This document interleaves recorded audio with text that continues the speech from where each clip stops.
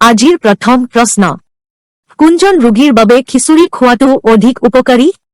আপোনাৰ বাবে বিকল্প হ'ল বিকল্প এ কেন্সাৰ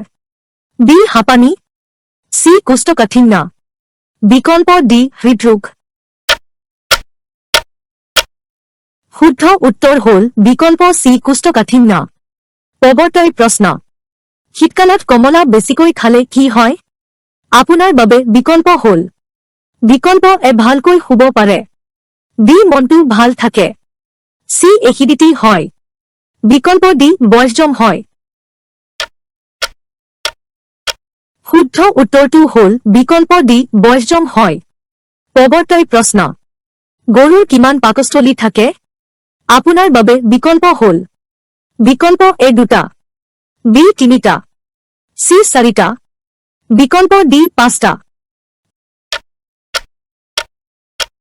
শুদ্ধ উত্তৰটো হ'ল বিকল্প সি 4টা শেষ প্ৰশ্ন কি খাদ্য বেছিকৈ খালে মানুহ ক'লা হৈ পৰে আপোনাৰ বাবে বিকল্প হ'ল বিকল্প এ চেনি বি গাখীৰ চাহ সি কণী বিকল্প ডি গাখীৰ শুদ্ধ উত্তৰটো হ'ল বিকল্প বি গাখীৰ চাহ যদি ভিডিঅ'টো ভাল লাগিছে তেন্তে ভিডিঅ'টো সাবস্ক্ৰাইব কৰি লাইক আৰু ধুনীয়া কমেন্ট এটা কৰি দিব জয় আই অসম